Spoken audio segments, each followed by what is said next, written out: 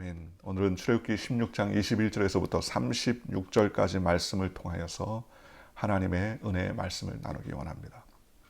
오늘 하나님께서 이스라엘 백성에게 만나를 부어주는 그러한 장면이죠. 이스라엘 백성은 광야에 나왔습니다. 광야에 나와서 그들이 가지고 왔던 양식이 한 달 보름 만에 모두 다 동인하고 그들은 하나님 앞에 원망과 불평으로 애굽에 있을 때에 고기 까마 옆에서 있었던 추억을 떠올리며 하나님께 원망과 불평을 합니다. 그리고 하나님께서는 낮에는 만나 밤에는 메추라기로 그들에게 먹이게 하시겠다. 그렇게 말씀하셨고 그 규정을 하나님께서 말씀해 주셨습니다. 그리고 매일 아침마다 정한 양, 즉 1인당 한 오멜씩 2.2리터 되는, 그죠? 여러분들에게 말씀드린 것처럼 콜라병이 2리터짜리가 아닙니까? 콜라병 정도의 1인당 콜라병 정도의 만나를 거두어서 그들이 그것을 빻아서 혹은 삶아서 구워서 여러 가지 방법으로 먹게끔 해 주었습니다.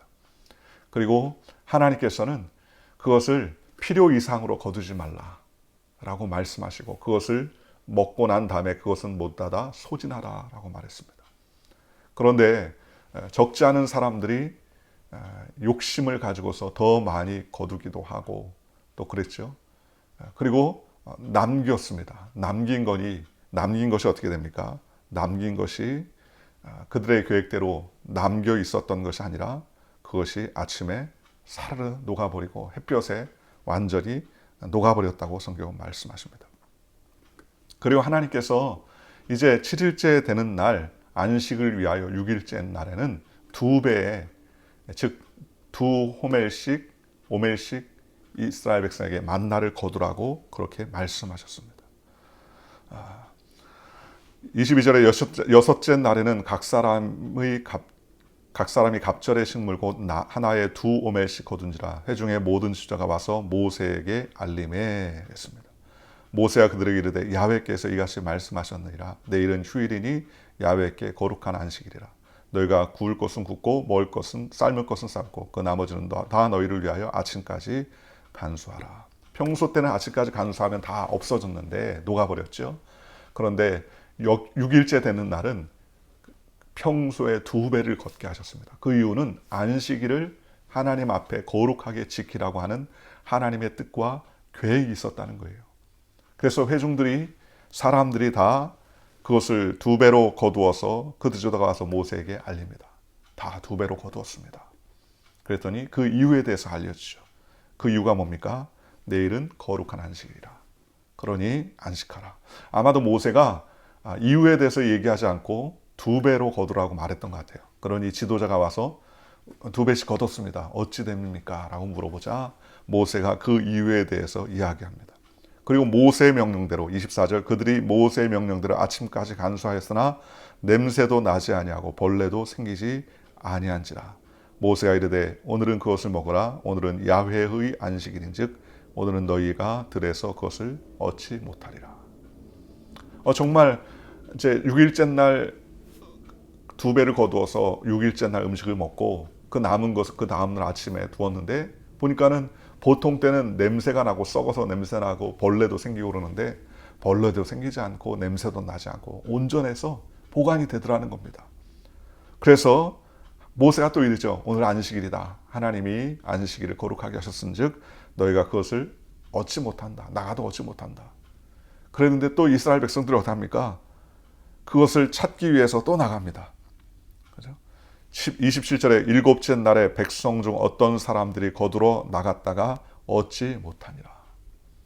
하나님이 모세를 통해서 안식일을 제정하시고 만나를 주시겠다 말씀하시고 그들을 시험했다라고 말했습니다.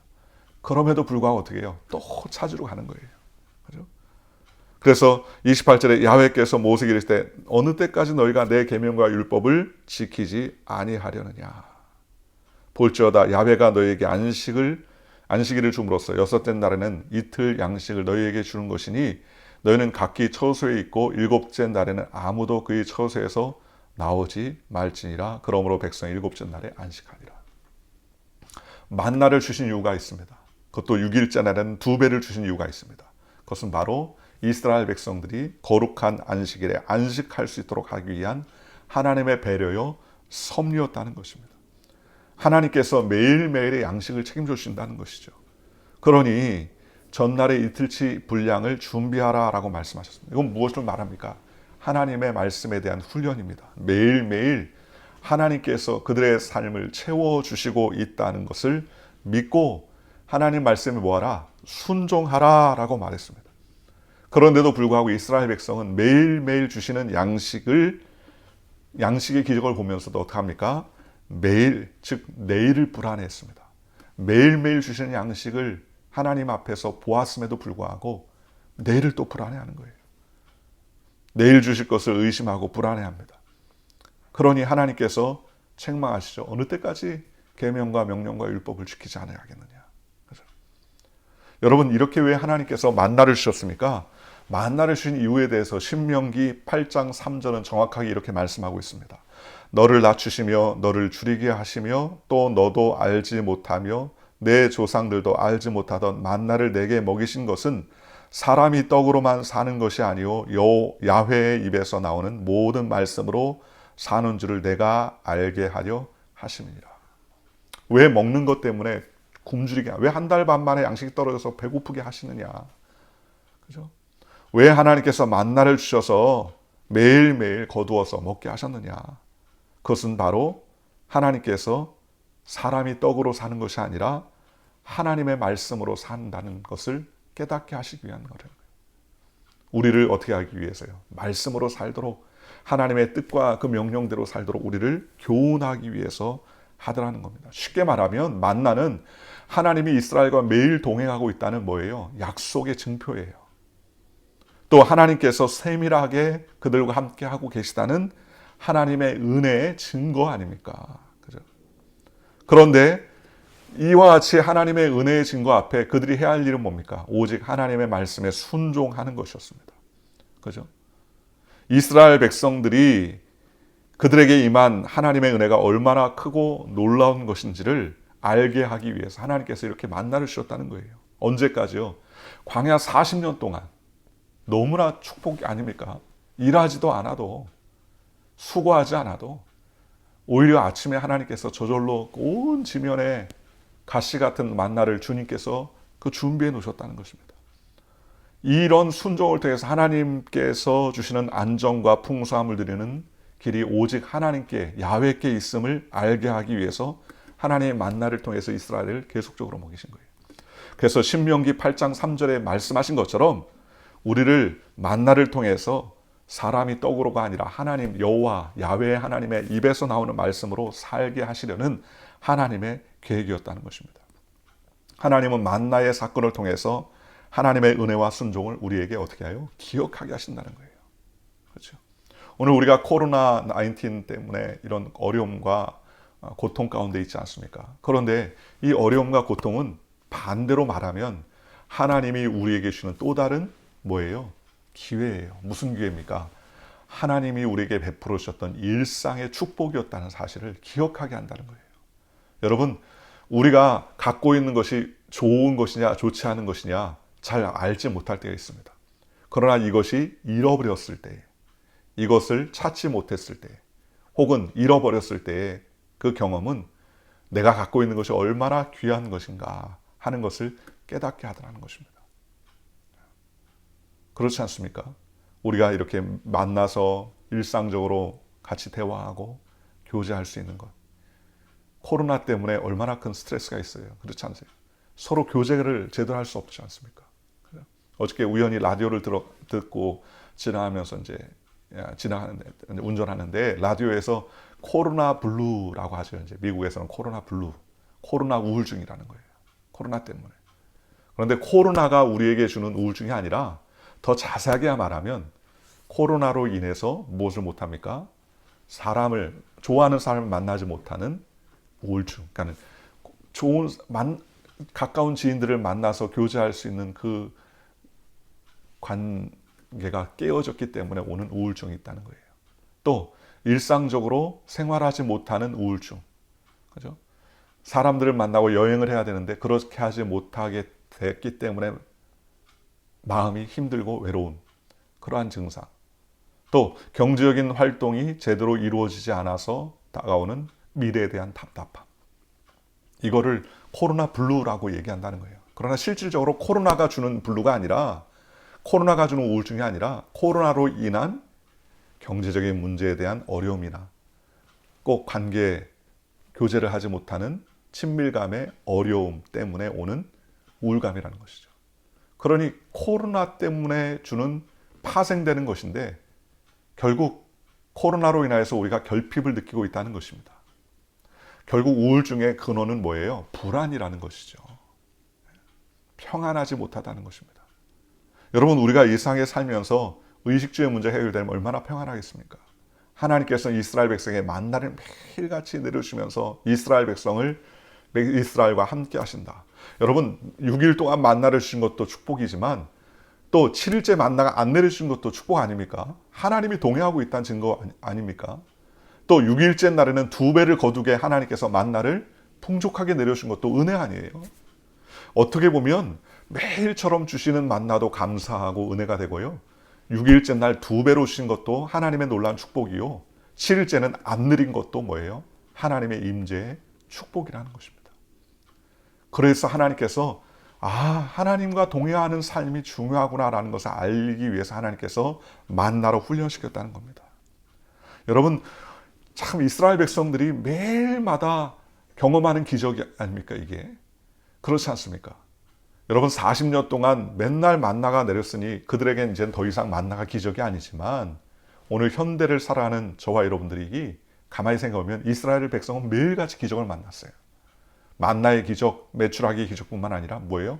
불과 구름 기둥으로 인도해 주시는 기적. 또 아침마다 의복이 깨끗해지는 기적. 빨래하지 않아도 되는 기적. 그렇잖아요. 세수하지 않아도 얼굴이 깨끗해지는 기적. 그렇죠? 일상적인 기적들이 어마어마하게 많았다는 겁니다.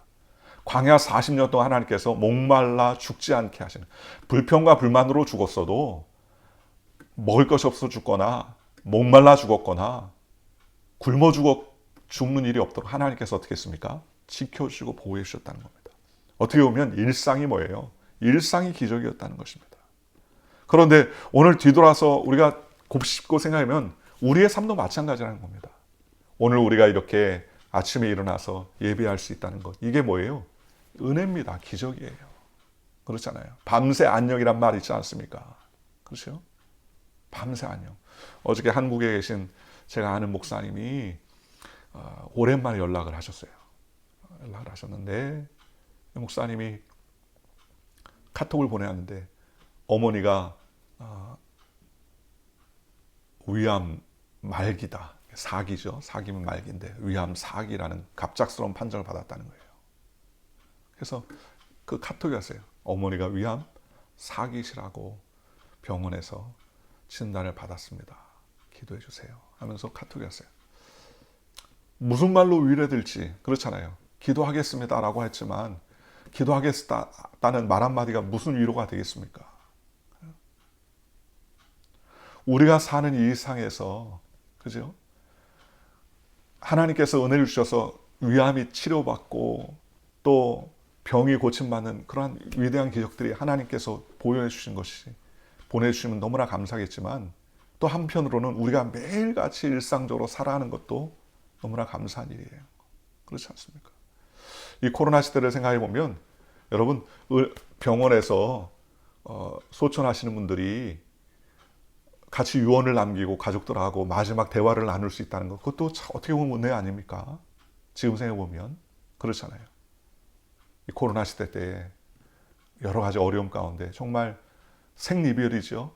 대화 한번 못 해보고 정말 소천하신 분들이 얼마나 많습니까? 물론 우리가 예수 믿는 백성이 되었기 때문에 장차 그날에는 우리가 다 하나님의 나라에서 다 얼굴과 얼굴을 맞대어서 기쁨으로 만날 것을 소망합니다. 그런 소망의 기대를 갖고 살지만 한편으로는 우리가 잊고 있었던 것에 감사하지 못했던 것이 얼마나 많습니까? 작은 것에 감사할 줄 알아야 된다는 거예요. 그렇지 않습니까? 이스라엘 백성에게 매일같이 내려주시는 만나를 감사하지 못했다는 겁니다. 불평과 불만은 앞섰지만 감사하지 못했다는 거예요. 오늘 저와 여러분들도 매일같이 하나님께서 우리에게 은혜를 주신 것을 기억하는 저와 여러분들 되시기를 주님의 이름으로 축원합니다. 아침마다 깨어서 주의 말씀을 듣게 하신 것, 이것도 저는 기적이라고 생각합니다. 저도 역시 마찬가지로 아침마다 일어나서 이 새벽에 여러분들에게 말씀을 증거할 수 있도록 하나님께서 저에게 지혜도 주시고 명철도 주시고 언어도 주시고 생각할 수 있도록 주시고 눈으로 말씀을 읽고 묵상할 수 있도록 은혜를 주신 것 얼마나 감사합니까? 그죠? 이런 코로나 상황 가운데서 이런 방송, 실시간 방송을 통해서 나눌 수 있다는 게 얼마나 감사합니까? 그죠? 그러니 오늘 우리는 참 이스라엘 백성처럼 하나님께서 주신 은혜를 너무 신속하게 잊어버릴 때가 얼마나 많습니까? 하나님께서 매일같이 우리에게 주신 것이 너무나 많음에도 불구하고 매번마다 우리에게 없는 것 때문에 낙심하고 탄식하는 경우가 얼마나 많이 있습니까? 하나님은 우리를 먹이시고 입히신다고 그랬습니다. 오늘 우리는 그 하나님을 찬양하고 하나님께 감사하며 어떤 상황에서도 주님의 인도하심을 또 주님께서 함께 하심을 우리가 도와주시기 위해 도와달라고 기도하고 간구하는 저와 여러분이 되시기를 주님의 이름으로 축원합니다. 아울러 하나님의 말씀에 순종하며 사는 삶, 이것이 바로 하나님 나라의 삶을 사는 이유와 목적으로 삼는 것이 가장 귀한 일임을, 그리고 가장 풍성한 삶을 누릴 수 있는 길임을, 평안한 삶을 누릴 수 있는 길임을 믿고 우리의 입술에서 불평과 불신이 아닌 순종의 마음을 내어드리는 믿음의 하루가 되시기를 주님의 이름으로 축원합니다. 문제는 뭐예요? 내일이 안 보이는 게 문제지만 우리 예수 믿는 사람에게 놀라운 축복은 무엇입니까? 모든 것이 합력하여 하나님이 선을 이루게 하신다는 거예요. 선을 이루게 붙잡아 주신다는 거예요. 그러니 지금 우리의 육신적인 눈과 시각으로는 야, 큰일 났다, 낙심되고 좌절되고 낭망되지만 이것도 역시 하나님이 지켜주시고 하나님이 인도해 주시기 위한 또 다른 하나님의 섭리구나. 그렇게 마음속에 하나님을 신뢰하는 저와 여러분들 되시기를 주님의 이름으로 축원합니다. 우리가 인생 살 때 왜 불안이 없습니까? 왜 초조가 없습니까? 그런데 우리에게 가장 축복 주신 하나님의 방법 하나가 무엇입니까? 그래서 하나님께 부르짖게 하시기, 기도하게 하신다는 거예요. 하나님께 간구할 수 있게 하신다는 거예요. 유라굴로 광풍을 만났던 사도 바울이 가장 큰 축복을 받았었던 이유는 뭡니까? 그가 배 안에서 광풍 가운데서 하나님께 기도하자 하나님의 천사가 사도 바울에게 바울아, 두려워하지 말라. 내가 가이사 앞에 서야 하겠고 이 폭풍과 환난 가운데서 배와 화물은 문제가 생기겠지만 너와 여기 있는 모든 사람들의 생명을 내 손에 붙였느니라. 하나님의 약속의 말씀이 들려오자 사도 바울은 그 다음날 아침부터 사람들에게 확신에 찬 말씀으로 두려워하지 아니하며 담대하게 평안을 외쳤습니다. 사람들에게 이제는 음식을 먹어라. 이 배와 화물은 손상이 있겠지만 어젯밤 나의 하나님께서 모든 사람의 생명을 내 손에 붙여주신다라고 말씀하셨다. 한 사람도 죽지 않는다. 그러니 안심하라. 그러자 그 안에 있던 모든 270명 이상의 사람들이 사도 바울의 말을 믿고 순종했다고 성경은 말합니다. 오늘 상황과 환경 가운데 유라굴로 광풍 같은 환경을 만난 저희들에게 진정한 평안과 소망은 하나님 말씀밖에 없습니다. 오늘 우리가 하나님 말씀을 확신하며 믿음 가운데 달려가는 저와 여러분들 되시기를 주님의 이름으로 간절히 축원합니다. 기도하겠습니다.